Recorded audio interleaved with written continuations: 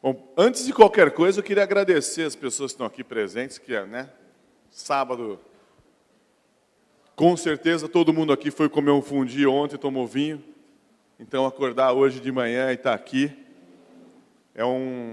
enfim, queria agradecer a presença, mas eu tenho uma boa notícia para vocês que acordaram cedo, que a gente está chegando no clímax do evento. É com essas pessoas aqui, vocês vão ver hoje, tenho certeza, pelas pessoas que eu conheço, enfim, que a gente está chegando no clímax do evento. E o tema, falar sobre pesquisas e tendências, por que eu estou brincando, mas no fundo eu estou falando sério. A educação, se a gente analisou os últimos anos, e muita gente aqui comentou isso a respeito de um passado, e algumas pessoas, obviamente, também falaram do futuro, mas a educação no Brasil mudou, se você for analisar os últimos 15 anos, foram mudanças drásticas, foram mudanças radicais. E, por outro lado, a notícia que a gente certamente tem aqui, e a gente tem visto nos outros painéis, é que ela vai mudar muito mais nos próximos 15 anos. E quando eu estou dizendo que ela vai mudar muito mais, eu quero dizer que uma das grandes mudanças que certamente vai acontecer que vai ser necessário acontecer em todas as instituições de ensino, as instituições de ensino elas têm que ser muito mais data-driven, ou seja, a gestão será muito mais sofisticada, a gestão será muito mais complexa do que foi até agora. Se 10 anos atrás, 15 anos atrás, o desafio era você ter um mínimo de governança, era, quem sabe, você mudar uma empresa familiar para uma empresa mais profissionalizada. Esse era o tipo de desafio que todos nós enfrentamos. E eu digo enfrentamos porque, se não tivesse enfrentado, não estaríamos aqui nesse evento. A gente já teria vendido, saído ou alguma coisa assim. A partir de agora, você tem que fazer uma análise muito mais complexa, muito mais profunda, onde você vai abrir um novo campus, por quê, onde você vai investir a respeito do seu core business, enfim, como você vai usar as metodologias ativas, mensurar o quanto aquilo está impactando ou não, a própria avaliação, que hoje é uma avaliação simplesmente assim como a gente faz do aluno, o aluno ele vai lá, e eu costumo dizer isso, para encerrar, só dando exemplo da avaliação, eu digo várias vezes, eu falo, se a gente for jogar um joguinho hoje, a gente pega nosso telefone, e se o joguinho, para você passar de nível, você tiver que pegar 10 bolinhas, o que acontece se você só pegar 7 bolinhas? Você tem que tentar de novo. E de novo, e de novo, e de novo, e de novo. Você vai tentar 50 vezes. E aí, a hora que você conseguir pegar as 10 bolinhas, você vai para o próximo nível. Como que é hoje a nossa avaliação dos alunos? Eles têm que tirar 10, se ele tirar 7, ele vai para o próximo nível. E a avaliação como um todo, ele só tem uma chance. Então, esse é um exemplo que a avaliação ela tem que deixar de ser feita para o professor, para o coordenador, para o chefe, ou o que quer que seja, e ela tem que ser feita, de alguma maneira, para o aluno. É um feedback para que ele possa crescer, é uma maneira que ele possa entender o quão distante ele está dos próprios objetivos dele. Não adianta coisa nenhuma você fazer alguma avaliação e depois não analisar aquilo, não refletir sobre aquilo, para que você possa evoluir. Assim como eu dei esse exemplo a respeito da avaliação dos alunos, em relação à universidade como um todo, a gente tem que analisar onde a gente está, onde a gente quer chegar, e aí entender como é esse caminho. É um pouco disso que a gente vai falar. Aqui, a hora que a gente está falando sobre tendências, sobre dados, sobre pesquisa, é um pouco do que eles fazem, do que eles analisam. São pessoas que durante toda a vida fazem essa análise para que a gente possa evoluir. Então, quero dizer para vocês, obrigado por terem vindo. Eu fiquei aqui falando um pouco mais para ver se chegava mais gente. Queria agradecer, então, a presença de todos vocês e queria, então, chamar para começar o nosso debate o Trivelato, fundador da Educa Insights e da Saga. Muitos de vocês já conhecem o Trivelato, trabalham com vocês. Trivelato, conte para a gente o que vai acontecer e quais são as tendências da educação. O que vai acontecer com o ensino superior. Olá, pessoal. Bom dia. Bom, antes de mais nada, agradecer o comitê da BMS por ter dado essa oportunidade de novo. A gente esteve no ano passado lá no Nordeste falando um pouco sobre educação à distância. Esse ano a gente vai falar numa outra perspectiva, uma perspectiva qualitativa e da experiência do aluno de educação à distância. E o Gustavo ontem falou aqui que, e todo mundo votou naquele momento, que a gente aprende praticando. Eu diria que as instituições hoje no Brasil aprendem sobre educação à distância na tentativa e erro. Mais de 80% das instituições aprendem sobre educação à distância na tentativa e erro. E a gente vai mostrar um estudo que a gente fez. A gente matriculou e passou mais de 6 meses matriculados em 16 instituições de ensino. E aqui tem algumas coisas importantes sobre essa experiência que a gente teve, e a gente, de fato, praticou essa vida do aluno nas instituições de ensino.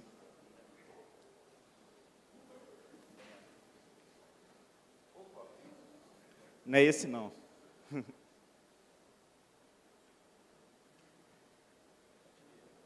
Tentativa e erro, exato.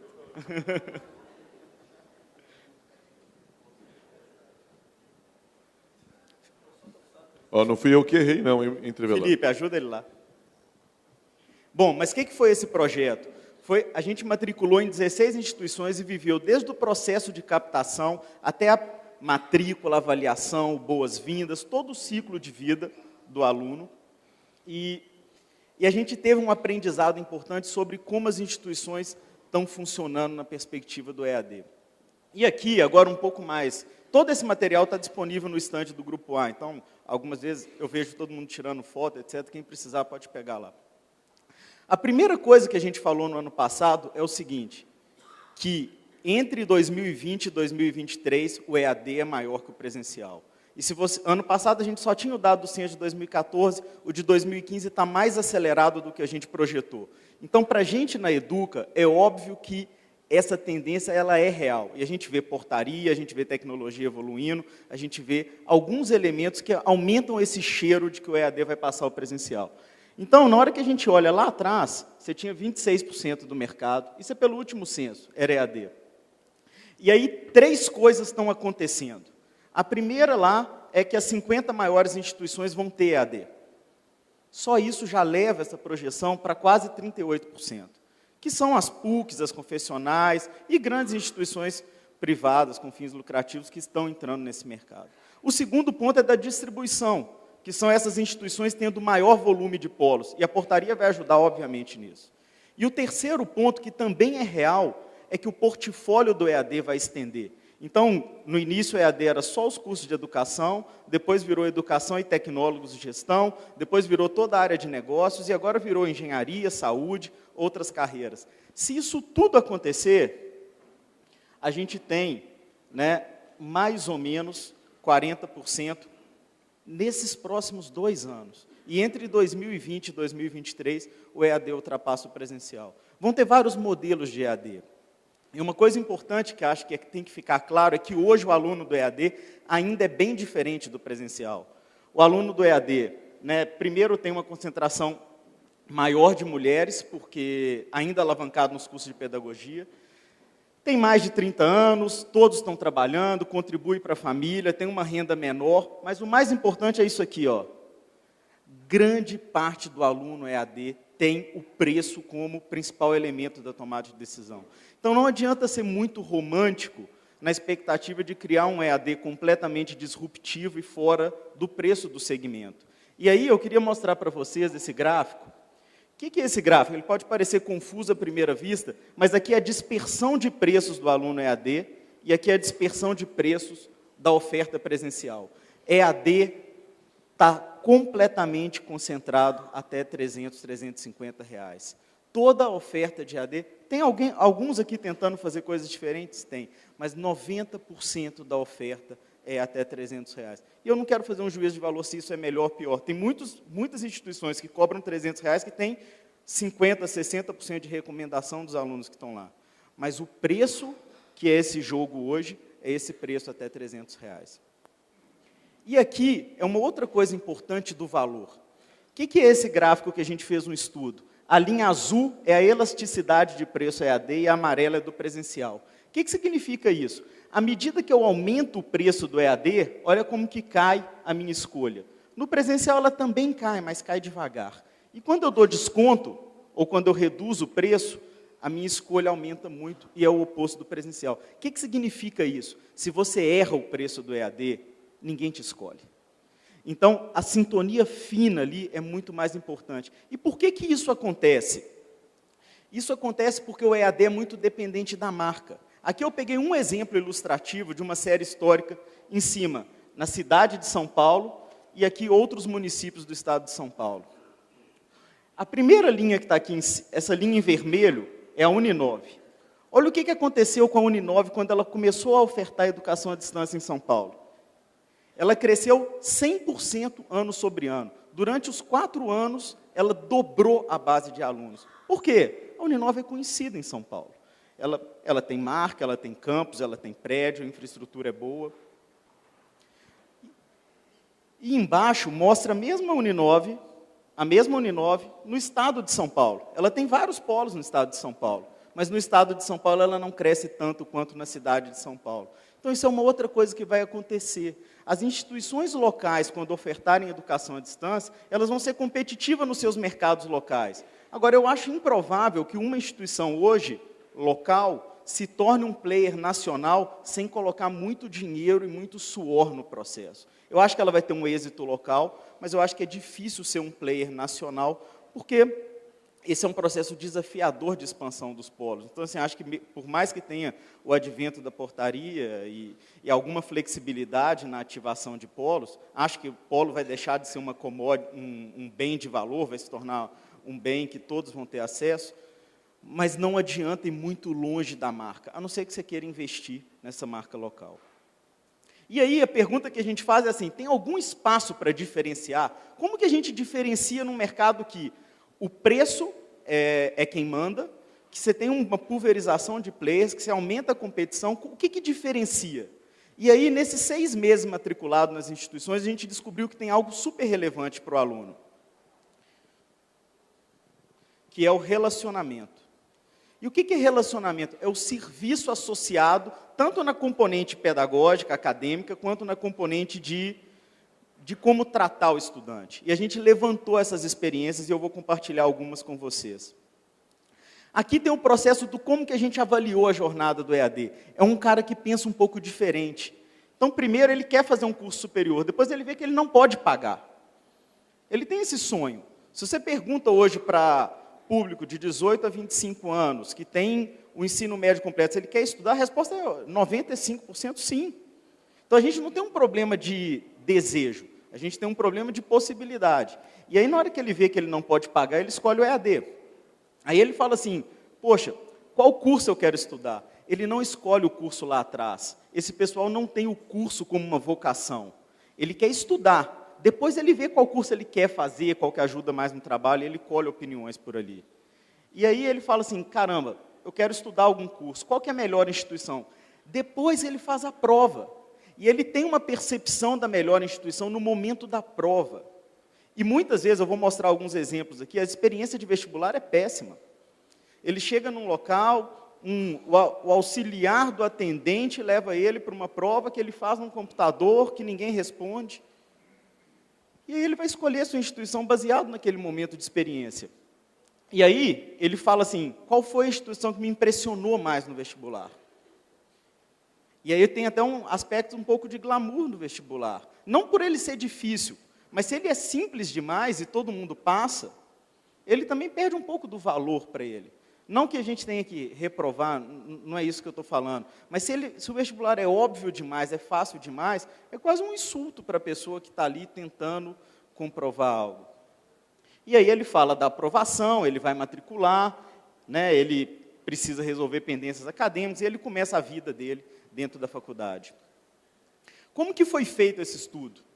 A gente matriculou em 16 instituições, isso é importante falar, 16 instituições no Brasil representam 88% da base de alunos. Então, praticamente, a gente estava onde os alunos estavam. E aí a gente fez 16 inscrições, 14 vestibulares, 12 matrículas, né, testou 12 cursos e viveu experiências de serviço nessas 12 instituições. E aí, a primeira coisa que é importante falar eu fico vendo o relógio aqui, tem muitas coisas nos slides que eu gostaria de dividir todas as experiências, mas algumas eu vou passar um pouco mais rápido. Mas o que é o serviço ideal? E aqui o ideal não vem da gente, vem do estudo que a gente fez nessas instituições. Essa barrinha em cima mostra o percentual das instituições que fazem aquilo bem feito. Tá? Então, por exemplo, um site amigável e fácil de encontrar no Google, 100% das 16 instituições fazem. Então, se você coloca lá administração na sua faculdade e você nem aparece ali na primeira página, é um problema. Né? Se coloca administração na sua cidade, você nem aparece ali, é um problema. Então, 100% das instituições é fácil de encontrar no mundo digital. E aí, né, ela tem uma ficha de inscrição fácil de usar, ela tem... Agora, olha, metade dela só tem informação sobre o curso clara. E lembra, um ponto do aluno, ele não decidiu o curso lá atrás, ele decide no durante. Então, ele precisa saber alguma coisa do curso, mas não coloca lá o seu PPC, ele não vai ler todas as páginas do seu PPC. Ele quer algo curto, rápido, claro, e que ele consiga entender ali as dimensões daquele curso com facilidade. E aí, a gente foi vivendo, olha, a convivência do lembrete para a prova, né, o polo com uma boa infraestrutura, a comunicação de aprovação, a facilidade do processo de matrícula. Olha isso aqui que deu 21%. Tutoria e a primeira experiência no mundo virtual. Só 21% das instituições ensinam como usar a plataforma. E aí eu faço um convite, faz o download de alguma coisa nova que você não domina. E sai usando no primeiro momento. A gente demora para aprender um pouco. Se você baixa um programa novo no seu computador, você demora um pouco para aprender. E a gente ignora que o aluno precisa de alguma ajuda. Então ele entra lá, ele está na aula. Ninguém parou, ninguém explicou como começa, como que é a avaliação, como que é o processo, como que é o fluxo, se ele precisa de ajuda, o que faz. Só 1/5 das instituições fazem isso. E aí a gente, né, o acompanhamento sobre as atividades, os materiais, essa flexibilidade na resolução de pendências, enfim, uma série de variáveis, que algumas eu vou mostrar os exemplos, muito mais no sentido lúdico, para a gente ver esses exemplos, a gente tem isso tudo sistematizado. E aí a primeira coisa que a gente foi observar é essa ficha de inscrição rápida. E aí a ficha de inscrição é intuitiva, tem que ser ágil e tem que ter informações. E aí o primeiro exemplo que a gente pega, sempre a gente construiu a apresentação com um exemplo negativo e um positivo. E obviamente eu não estou falando aqui as instituições, porque isso não faz sentido. Lá no final eu mostro as melhores em cada item. A ficha de inscrição... Olha essa ficha de inscrição, ela tem uma informação aqui embaixo de título de eleitor, zona, país, passaporte. Provavelmente esse cara tem um polo no exterior. Mas não precisa deixar ali, porque quem anda com passaporte na mão? Quantas pessoas da classe C2D têm passaporte? Para que o passaporte? Não faz sentido ter isso ali. E aqui está uma boa ficha de inscrição. Você escolhe o local, você escolhe o curso, você coloca 3 informações, você passou para a próxima etapa.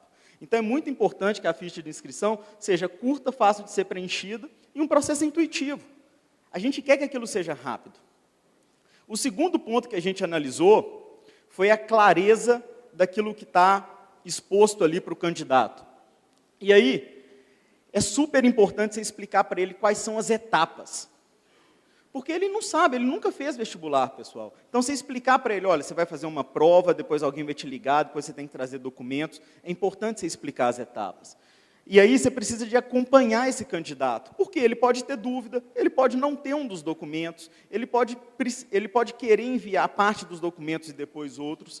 E aí, a gente pegou um processo que, em uma das instituições, antes de fazer o vestibular, a gente recebeu uma mensagem assim, querido calouro, a gente foi aprovado antes de começar, em uma das faculdades. Por quê? E isso não é proposital da instituição. Às vezes a pessoa que está lá trabalhando a base de dados, ela troca os nomes, mas isso é sério. Isso cria um impacto importante. Então aqui a gente recebeu uma mensagem sem ter realizado o vestibular, outra faculdade ligou para a gente 127 dias depois. Porque, obviamente, para fazer o estudo, a gente não foi fazer o vestibular antes de alguém nos convidar a fazer o vestibular. Uma instituição a gente matriculou em outubro, e só em fevereiro ou janeiro que ela ligou para a gente. E outra mandou 16 vezes a mesma mensagem. Mandou a mesma mensagem. Todo dia chegava no SMS a mesma mensagem. Obviamente, a gente não teve o cuidado de pensar nessa relação com o aluno. Já a outra instituição nos acionou 8 vezes no call center, e aqui o importante é assim, você teve um certo dinamismo e uma qualidade no atendimento. Era um call center que ligava sem ser um call center. E aí ele nos ligou 8 vezes, mandou 10 e-mails com conteúdo falando da nossa escolha, mandou 15 SMS durante 4 meses de relacionamento. E aí o Felipe, que está em todas essas mensagens aqui, é o Felipe Ueno, que trabalha na Educa, ele fez todo, de alguma forma, ele moveu o censo em 16 matrículas nesse censo 2017. O outro ponto que a gente olhou foi essa experiência do polo, né? Como que é essa experiência de chegar até o polo? E aí, de novo, o modelo anterior fazia com que a gente buscasse qualquer polo que aceitasse assinar e que tivesse as condições ali condições mínimas para que fosse autorizado. Não importa muito se esse polo era bom, se o gestor que estava lá era competente, isso a portaria vai ajudar, antes tinha um valor muito grande no ativo polo. E aí, desculpa, aqui estou falando da experiência da prova, tá, do vestibular. Olha essa prova aqui. A prova tinha a lógica da questão era o seguinte, aqui tinha um prédio começando a ser construído, aqui tinha metade construída e aqui o prédio estava todo construído. E aí você tinha que marcar ali 1, 2 e 3. Caramba. Outra prova, você podia imprimir a folha de redação na sua casa. Também não parece fazer muito sentido. Ao passo que a gente viu outras provas que tinham algumas questões mais complicadas, ou que tinham múltiplas opções de temas para a prova. E aí a ideia não é ser difícil para a pessoa não passar, mas é ser sério o suficiente para ela acreditar que ela está entrando numa instituição que vai oferecer algum avanço para ela. Aqui está a parte do polo presencial, que eu falei um pouco já. Olha esse polo.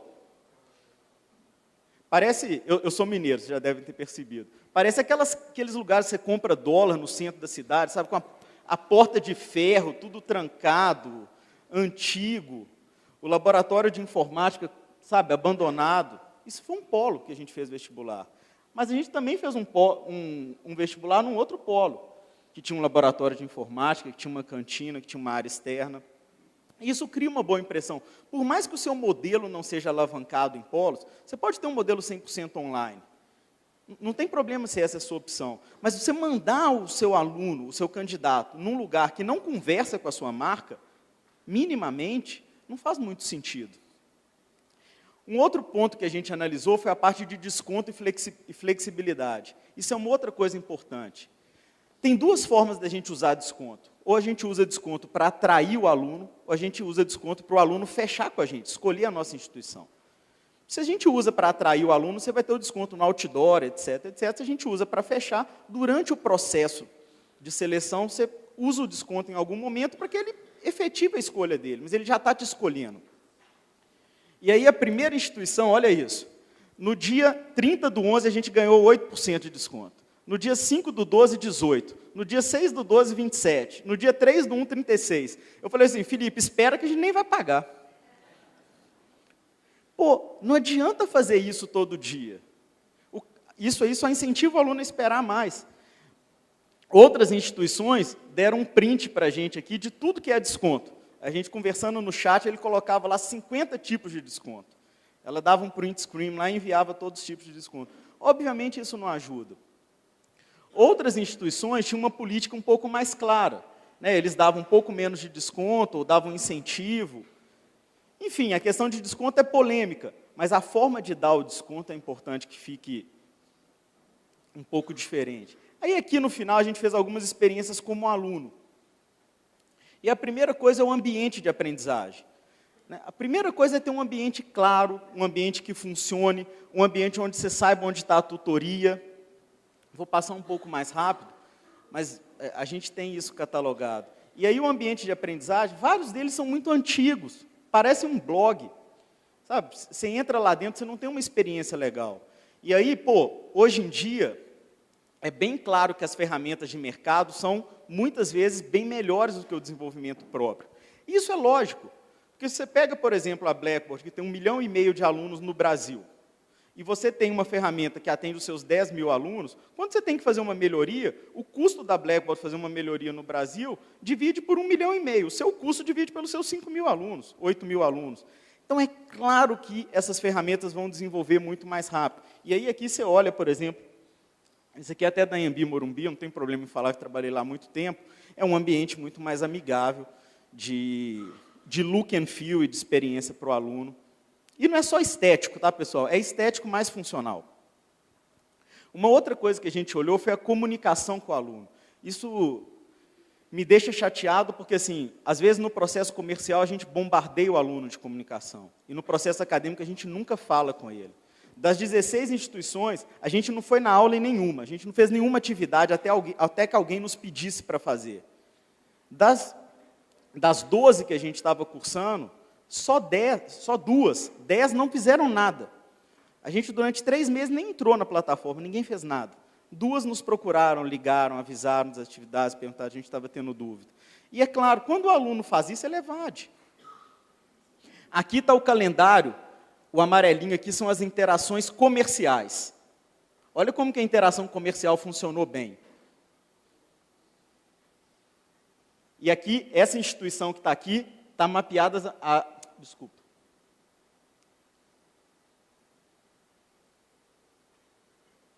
Aqui estão as interações comerciais dessa instituição, mas as interações acadêmicas, financeiras, nunca aconteceram. Já essa outra instituição, as interações comerciais funcionaram até o dia da matrícula, depois a gente teve interações acadêmicas e financeiras. E isso é um relacionamento, pessoal. É construir esse relacionamento e entender em cada momento ali como que a gente vai tocar esse aluno. E, de novo, a maior parte das instituições fazem um pouco melhor o comercial que o acadêmico, por mais que a função fim dela seja a questão acadêmica. Depois a gente trabalhou a questão de materiais. E aí, ainda reina aqui no Brasil o modelo do PDF. Você está lá, você tem um baita de um ambiente de aprendizagem, você clica lá, você tem um PDF. E você estuda sozinho por esse PDF. Né? Aqui nem está o número de páginas, é um PDF de 30 e tantas páginas. Já algumas outras instituições têm uma diversidade muito maior. Tem um e-book, tem videoaulas, tem exercícios, tem jogos, simulações. Torna a vida do aluno mais dinâmica. E também facilita o professor para guiar o aluno numa trilha de aprendizagem que faça mais sentido para ele.